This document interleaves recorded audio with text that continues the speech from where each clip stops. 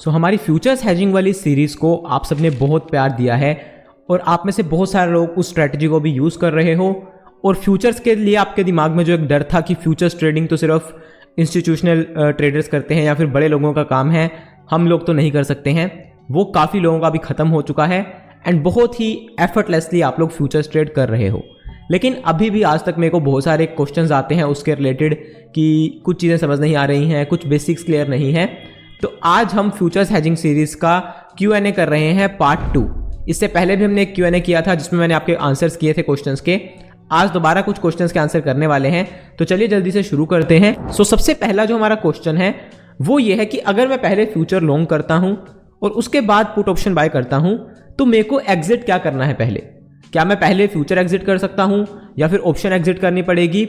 और क्या इस चक्कर में कोई मेरे को चार्जेस तो नहीं लगेंगे एक्स्ट्रा? तो आप देखो पहले कुछ भी बाय कर सकते हो, फ्यूचर्स भी कर सकते हो, ऑप्शन भी कर सकते हो और एग्जिट करते समय भी आप कुछ भी कर सकते हो। आप पहले फ्यूचर एग्जिट कर सकते हो, ऑप्शन एग्जिट कर सकते हो, कोई इशू नहीं है। सिर्फ एक चीज का ध्यान आपको रखना है, दैट इज मार्जिन। अगर आपके पास इनफ मार्जिन है, अब बात आती है इनफ मार्जिन कितना। देखिए अगर आप नेकेड फ्यूचर ट्रेड करने के लिए जितना मार्जिन चाहिए होता है वो अपने अकाउंट में रखते हो तो फिर ये आपके ऊपर रूल एप्लीकेबल नहीं होता है कि आपको पहले ऑप्शन बाय करना पड़ेगा। जैसे मान लीजिए कोई भी एक स्टॉक है, आज उसका नेकेड फ्यूचर लोट लेने के लिए आपको 1.5 लाख रुपए चाहिए। अब अगर आपके अकाउंट में 2 लाख रुपए का मार्जिन है तो आप चाहे पहले फ्यूचर बाय कर लीजिए चाहे ऑप्शन बाय कर लीजिए, आपको कोई दिक्कत नहीं आएगी। और सेम एग्जिट करते समय आप पहले फ्यूचर एग्जिट कर दो या फिर ऑप्शन एग्जिट कर दो, कोई इशू नहीं है। प्रॉब्लम देखो तब आती है जब आपके पास इनफ मार्जिन नहीं है। जैसे फॉर एग्जांपल आपके पास सिर्फ 1 लाख रुपया है, अब आप फ्यूचर हेजिंग करना चाहते हो तो अगर उस समय आप पहले फ्यूचर का ऑर्डर प्लेस करोगे तो वो एग्जीक्यूट होगा नहीं ऑब्वियसली। आपको क्या करना पड़ेगा, आपको पहले ऑप्शन परचेज करनी पड़ेगी, उसके बाद आपको फ्यूचर करना पड़ेगा। तो होगा क्या कि आपका जो रिक्वायर्ड मार्जिन था, जो फाइनल मार्जिन था, वो आपको 50-60,000 चाहिए था तो आपका ट्रेड बन जाएगा। अब आपके अकाउंट में एक्स्ट्रा मार्जिन पड़ा हुआ है इस समय 40,000-50,000 के आसपास का। अब यहां पे जब आप एग्जिट कर रहे हो तो आपको सिर्फ ध्यान ये देना है कि अब आप पहले फ्यूचर एग्जिट करोगे तो ही सही है, क्योंकि अगर आपने पहले ऑप्शन एग्जिट कर दिया तो फिर उसी समय ब्रोकर आपसे फ्यूचर का फुल मार्जिन डिमांड करना शुरू कर देगा, जो कि आपके पास है नहीं। तो इस चक्कर में आपको पेनल्टी लग सकती है। तो ये बस ध्यान रखना है कि अगर आपके पास मार्जिन इनफ नहीं है तो फिर आपको हर हालत में पहले फ्यूचर ही एग्जिट करना है। बाय करते समय पहले ऑप्शन बाय करनी है और फिर एग्जिट करते समय पहले फ्यूचर एग्जिट करना है। नेक्स्ट जो हमारा क्वेश्चन है ये बहुत इंटरेस्टिंग है और एक्चुअली क्वेश्चन नहीं है, उन्होंने एक कमेंट किया है उस चीज पे, उस स्ट्रेटजी पे, और बहुत सारे लोगों ने मेरे को पहले कहा भी है इस चीज के बारे में कि अगर आप इस स्ट्रेटजी में देखोगे तो प्रोबेबिलिटी ऑफ प्रॉफिट जो है वो तो सिर्फ 23% है। तो उन्होंने आगे लिखा है कि यहाँ पे शेयर मार्केट में ऐसे जादू नहीं चलता है बॉस, मतलब आप कह रहे हो कि 3-4% की मूव हम कैप्चर करेंगे एक महीने में, तो हर बार वो मूव आता नहीं है। बहुत टाइम जो है स्टॉक साइडवेज रह जाता है और अगर आप इस स्ट्रेटजी को यूज करते हो तो आप मैक्सिमम टाइम लॉस ही करोगे और कभी कभार आपने प्रॉफिट कर भी लिया तो आपका ज्यादातर टाइम लॉस हुआ होगा। तो देखो यहाँ पे कुछ चीजें मैं क्लियर कर देता हूं। सबसे पहली चीज ये है कि वो जो प्रोबेबिलिटी ऑफ प्रॉफिट आता है वो सॉफ्टवेयर के थ्रू जनरेटेड है। सॉफ्टवेयर को ये नहीं पता है कि आप किस स्टॉक में एंट्री कर रहे हो। हमारा उस स्ट्रेटजी के पीछे सबसे पहला मोटिव ये था कि हमें वो स्टॉक्स ढूंढने हैं जिनमें आपको मोमेंटम दिख रहा है, आपको दिख रहा है कि ये स्टॉक आने वाले दिनों में चल सकता है। अब अगर क्वेश्चन आपका यह है कि वो दिखेगा कैसे, तो उसके लिए आपको लर्निंग पे काम करना है, उसके लिए आपको चार्ट एनालिसिस सीखना है। इसके अलावा कोई तरीका नहीं है जिससे आपको ये पता चल सके कि किस स्टॉक में मूवमेंट आने वाला है, किस में नहीं आने वाला है। अदरवाइज तो वही है कि आप स्टॉक में एंट्री करोगे, लेकर बैठे रहोगे, वो स्टॉक महीना 2 महीना चलेगा नहीं तो आपका पैसा नहीं बनेगा। पहली कंडीशन ये है कि आपको चार्ट एनालिसिस आना चाहिए, आपको पता होना चाहिए कि मोमेंटम कैसे कैप्चर किया जाता है। उसमें आप ट्रेंड लाइंस का सहारा ले सकते हो, आप प्राइस पैटर्न समझ सकते हो, कैंडलस्टिक्स पे काम कर सकते हो, मूविंग एवरेजेस, रिट्रेसमेंट्स, इन सभी चीजों को यूज कर सकते हो। मान लो आज आपने ट्रेड बनाया, आपको प्रोबेबिलिटी ऑफ प्रॉफिट दिखा रहा है 25%। इसका मतलब यह है कि अगर आप ऐसा ट्रेड बनाते हो तो 4 में से एक ही बार आपका पैसा बनने वाला है, बाकी टाइम आप जो है लॉस करने वाले हो। लेकिन अब मैं आपको बताता हूं, अगर वो स्टॉक आपका अगले ही दिन चल पड़ता है 5%, probability of profit automatically change हो जाएगी, क्योंकि सॉफ्टवेयर ने देखा कि ये स्टॉक चलना शुरू हो गया, प्राइस ऊपर जा रहा है, इसका मतलब इसको तो प्रॉफिट आज ही हो जाना है। तो अब अगर आप अपने चार्ट एनालिसिस को यूज करके ऐसे स्टॉक्स ढूंढते हो जिनमें मोमेंटम है, तो वहां पे जितना मर्जी प्रोबेबिलिटी ऑफ प्रॉफिट आता रहे, अगर उस स्टॉक में अगले ही दिन 2 दिन बाद मोमेंटम आ गया तो प्रोबेबिलिटी ऑफ प्रॉफिट सारी की सारी चेंज हो जाएगी। तो इसलिए वो सॉफ्टवेयर जनरेटेड है, उस पर जाने की जरूरत नहीं है, ठीक है। और अगर आप देखो कहते हो कि 3-4% का मोमेंटम नहीं आता है स्टॉक्स में, तो कहीं ना कहीं मुझे लगता है कि आपको F&O के स्टॉक्स को एक बार दोबारा देखना चाहिए। बहुत सारे स्टॉक्स में डेली भी इतना मोमेंटम आता है 3-4% का। बस बात यह है कि आपको उसको समझना पड़ेगा कि किस में आ रहा है, कब आ रहा है। ठीक है। और जरूरी नहीं कि आपको इसको बहुत ही छोटे टाइम फ्रेम के हिसाब से लेकर चलना है कि कल मोमेंटम आया नहीं आया। आप पूरा महीना 2 महीने के हिसाब से देखिए, एटलीस्ट 1 महीने में तो आप कैप्चर कर सकते हो ना इतनी मूवमेंट किसी स्टॉक की। तो बस वो चीज है, ठीक है। अब नेक्स्ट ये जो कह रहे हैं, ये बेसिकली कह रहे हैं कि फ्यूचर का जब आप एक लोड ट्रेड करते हो तो उसमें चार्जेस काफी हाई लगते हैं। आप पूरा कमेंट यहाँ पे रीड कर सकते हो। तो और उसके बाद आप ऑप्शन भी साथ में परचेज कर रहे हो तो आपका 200-250 रुपया तो बेसिकली चार्जेस में चला जाएगा। तो इससे बेटर ये है कि आप सिंथेटिक फ्यूचर बना लो।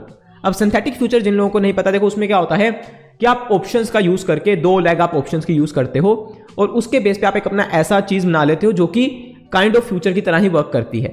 जितना मार्केट ऊपर जाएगी, जितना नीचे जाएगी, उसके हिसाब से आपको उसमें प्रॉफिट होता है। देखो सिंथेटिक फ्यूचर बनाने में दिक्कत क्या है ना कि आपके पास 3 ऑप्शंस के ट्रेड हो जाएंगे, जिसमें 2 तो बेसिकली आपके जो है वो एज अ फ्यूचर एक्ट कर रहे हैं और तीसरा आपका हेजिंग वाला है, क्योंकि आपको सिंथेटिक फ्यूचर को भी हेज करना ही पड़ेगा ना, आप उसको नेकर छोड़ नहीं सकते हो, ठीक है। तो उसमें देखो प्रॉब्लम क्या है ना कि आप कंफ्यूज हो जाओगे कि मेरा एक्चुअल वाला प्राइमरी ट्रेड कौन सा है, फ्यूचर वाला कौन सा है, किसके थ्रू मैंने हेज कर रखा है। और इन केस कभी आपको उसकी एडजस्टमेंट करनी पड़ गई कॉल सेल कर या पुट सेल कर तो वो और ज्यादा कंफ्यूजिंग हो जाएगा। तो इसलिए मैं ये चीज ज्यादा फॉलो नहीं करता हूं कि चार्जेस ज्यादा लग रहे हैं कम लग रहे हैं। मेरा ये मानना है कि अगर मैं अपना जो प्रॉफिट कर रहा हूं ज्यादा कर रहा हूं उस चीज में और वो चीज लॉन्गर रन में सस्टेनेबल है तो चार्जेस थोड़े एक्स्ट्रा देने में कोई प्रॉब्लम नहीं है। अब अगर मैं ऑप्शन बाइंग करता रहूंगा या ऑप्शंस में काम करूंगा जहां पे मेरा पैसा नहीं बन रहा है, चाहे चार्जेस कम लग रहे हैं, या फिर इंट्राडे में करता रहूं जहां पे चार्जेस थोड़े कम है लेकिन पैसा मेरा बन नहीं रहा है, तो उसका भी फायदा नहीं, क्योंकि एट द एंड आपका आ जाकर सारा वहीं पे आ जाएगा खेल। लेकिन अगर मैं फ्यूचर्स हेजिंग कर पैसा बना पा रहा हूं बट उसके बदले में मेरे को थोड़े से चार्जेस ज्यादा देने पड़ रहे हैं, तो मुझे नहीं लगता है वो प्रॉब्लम है कोई। अब नेक्स्ट जो हमारा क्वेश्चन है ये काफी इंटरेस्टिंग क्वेश्चन है और काफी यूजफुल आप सबके लिए रहेगा जो लोग देख रहे हो। तो इन्होंने कहा है कि आपने जो स्ट्रेटजी मेंशन करी है, जो चीज मेंशन करी है वो बहुत सही है और इसमें आपने बता दिया कि जब आपको 8-10% की मूव का एक आइडिया है तो आप ये ट्रेड बना सकते हो। लेकिन अगर मान लो मैं सिर्फ 4-5% की मूव ही कैप्चर करना चाहता हूं तो फिर मैं क्या कर सकता हूं। देखो यहां पे बात यह है कि अगर आप 4-5% की मूव कैप्चर करना चाहते हो तो आप सिंपली अपने स्ट्राइक प्राइसेस के साथ खेल सकते हो। फ्यूचर तो आपको लॉन्ग करना ही है या शॉर्ट करना ही है, लेकिन उसके अगेंस्ट में आप जो स्ट्राइक प्राइसेस के थ्रू उसको हेज कर रहे हो आप उसको पास में ला सकते हो। मतलब आपको उसको ज्यादा डीप इन द मनी लेकर जाने की जरूरत नहीं है। आप उसको या तो एक strike price in the money ले आओ या फिर आप एट द मनी ले आओ, ठीक है। आपको दिख रहा है कि इसमें 4-5% की ही मूवमेंट आने वाली है, इससे ज्यादा नहीं आने वाली है, तो आप वहां पे क्या करोगे कि आपने फ्यूचर जहां पे लॉन्ग किया है जिस प्राइस पे, उसी के आसपास का आप साथ में एक पुट ऑप्शन ले लोगे। धीरे धीरे जब आप इसमें प्रैक्टिस करते जाते हो, आप 6 महीना 1 साल इस स्ट्रेटजी को यूज करते हो, आप थोड़ा सा कंफर्टेबल हो जाते हो इस चीज में, तो आप उस एटीएम पुट को थोड़ा आउट ऑफ द मनी भी लेके जा सकते हो। लाइक एक strike price out of the money ले जाओ, क्योंकि धीरे धीरे जाकर देखो क्या हो जाएगा ना, अगर आपका चार्ट एनालिसिस सही है तो आप ये जो साथ में पुट ऑप्शन या फिर कॉल ऑप्शन बाय कर रहे हो हेज करने के लिए, वो सिर्फ इस पर्पस से कर रहे हो कि आपके अगेंस्ट में कोई बहुत बड़ी मूवमेंट ना आ जाए। लाइक सीधा ही कोई न्यूज लगी, स्टॉक आपके अगेंस्ट में 10%, 15%, 20% चला गया, सिर्फ उस चीज के लिए आप हेज कर रहे हो। अभी आपने देखा जब मैं ये वीडियो शूट कर रहा हूं, आज से अराउंड शायद महीना हो गया अभी इस बात को, महीना पहले इंडसइंड बैंक का जो स्टॉक है वो अराउंड 27-28% एक दिन में गिरा था। आपने भी शायद वो देखा होगा जब ये चीज हुई थी, अगर आप वीडियो देख रहे हो उस समय सिर्फ हेजिंग आपको बचाएगी। आज जब ये मैं वीडियो बना रहा हूं, आज के दिन BSE स्टॉक जो है वो 17% ऊपर था इंट्राडे में। अब जिस बंदे ने नेकेड शॉर्ट कर रखा है वो फंस जाएगा, और अगर मान लो आपने पुट बाय कर रखी है तो आज के आज आपका पैसा 100% वाइप आउट हो जाएगा, ऑलमोस्ट 100% वाइप आउट हो जाएगा। लेकिन अगर आपने हेजिंग कर रखी है, आपने मान लो BSE को सेल भी करके गए थे आप कल, रातों रात न्यूज आई कि NSE जो अपनी एक्सपायरीज नहीं शिफ्ट कर रहा है, अब ये न्यूज आपके कंट्रोल में तो है नहीं, तो क्या हुआ, एकदम से वो गैप अप हो गया। अगर हेजिंग करी हुई है बच जाओगे, वही 6-7 हज़ार 10 हज़ार का नुकसान होगा, उससे ज्यादा नहीं होगा। लेकिन अगर बाकी कुछ भी कर रखा है तो फंस जाओगे, ठीक है। तो इसलिए वो चीज को ध्यान में रखो। और ये तो मूव आई आपके अगेंस्ट में, लेकिन कोई ना कोई तो ऐसा भी होगा ना जिसने BSE को लॉन्ग किया होगा। अब अगर किसी दिन आप ऐसे हुए जिसने कि स्टॉक को लॉन्ग किया हुआ था या शॉर्ट किया हुआ था और आपकी डायरेक्शन का ही मूव आ गया 10%, 15% का, तो उस दिन आप पैसा भी ज्यादा बनाओगे ना। तो इसलिए इस तरीके से इसको ट्रीट करो। सो अभी हमारा जो लास्ट क्वेश्चन है वो ये है, इन्होंने भी बहुत अच्छा क्वेश्चन पूछा है और कोशिश करिए आप नीचे कमेंट सेक्शन में आज जितने अच्छे क्वेश्चंस पूछ सकते हो पूछिए, कोई लिमिट नहीं है। एक इंसान 10 क्वेश्चंस भी पूछ सकता है, तो पूरा लंबा सा चिट्ठा लिख दीजिए चाहे, और जरूरी नहीं है कि वो फ्यूचर्स हेजिंग के रिलेटेड हो, जनरल मार्केट के रिलेटेड, साइकोलॉजी के रिलेटेड, मनी मैनेजमेंट, कुछ भी वो हो सकता है। मैं कोशिश करूंगा जितनी मेरी समझ है मैं आपके साथ शेयर कर पाऊं। अब इन्होंने ये क्वेश्चन पूछा है कि अगर हम OTM कॉल सेल कर देते हैं और उसके बाद वो स्टॉक ऊपर चलना ही शुरू हो जाता है, तो फिर तो हमारी दोनों पोजीशंस लॉस में आ जाएंगी। लाइक जो हमने पुट बाय किया हुआ है वो भी लॉस में आ जाएगा और जो हमने कॉल सेल किया है वो भी लॉस में आना शुरू हो जाएगा। तो हमारा जो हेजिंग का पर्पस है वो तो मतलब डिफीट हो गया। हमने जो चीज सोची थी वो तो उल्टा पुल्टा हो गया। देखो जो कॉल सेलिंग की हमने बात करी थी ना कि आप कॉल सेल कर सकते हो, वो आपको हर बार नहीं करनी है। वो सिर्फ आपको 2 कंडीशंस में करनी है। सबसे पहली कंडीशन ये है कि आपका ट्रेड ऑलरेडी प्रॉफिट में चल रहा है। आपने मान लो फ्यूचर लॉन्ग किया था, अब वो ऑलरेडी चल रहा है अच्छे खासे प्रॉफिट में, मान लो 15,000 20,000 का आपको प्रॉफिट हो रहा है।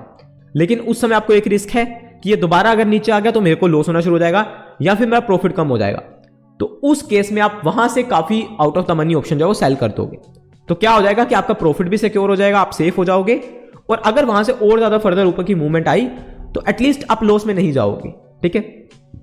दूसरी कंडीशन वो थी जब आपकी डायरेक्शन का मूव नहीं आ रहा है, आपने ट्रेड बनाया, 5 दिन गए, 10 दिन गए, 15 दिन गए और स्टॉक आपकी डायरेक्शन में नहीं चल रहा है और आप देख रहे हो कि उसका चार्ट अब धीरे धीरे खराब होना शुरू हो गया है, वो नीचे जाता जा रहा है। तो उस केस में आप क्या कर सकते हो कि थोड़ी दूर की आप एक ऑप्शन सेल कर सकते हो, कॉल सेल कर सकते हो, ताकि आपका वो जो लॉस है वो थोड़ा सा कम हो जाए।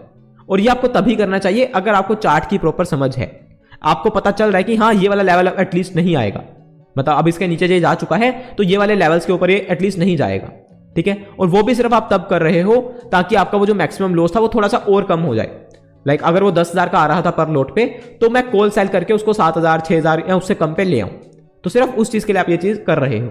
ठीक है। इसके अलावा आपको ज्यादा कॉल सेलिंग वाली साइड या बेसिकली अगर आपने शॉर्ट कर रखा है तो पुट साइड पे आपको सेलिंग ज्यादा नहीं करनी है, सिर्फ ये 2 केसेस में ही करनी है। ऐसा नहीं कि आपने प्राइमरी अपना ट्रेड बनाया, आपने फ्यूचर लॉन्ग किया, साथ में पुट बाय करी और साथ ही में आपने कॉल भी सेल कर दी। वो अगर कर दिया तो फिर तो सेम ही हो गया, फिर तो आपको ऊपर जाने पे भी प्रॉफिट नहीं होगा। ठीक है। बाकी अगर आप शॉर्ट साइड पे काम कर रहे हो तो शॉर्ट साइड पे भी सेम ही रहेगा, आपको फ्यूचर सेल करना है, साथ में कॉल बाय करनी है और अगर आपकी डायरेक्शन में मूव आ जाता है तो आप उसको फिर पुट सेल करके कवर कर सकते हो, हेज कर सकते हो। ठीक है, अपने प्रॉफिट्स को। तो यही बेसिकली आज के क्वेश्चंस थे। आई होप आपको कुछ ना कुछ सीखने को मिला है। बाकी अगर आप मेरे से सीखना चाहते हो, हेजिंग सीखना चाहते हो, option selling, futures hedging, chart analysis सीखना चाहते हो तो नीचे आपको नंबर मिल रहा होगा, आप उस पर कॉन्टैक्ट कर सकते हो।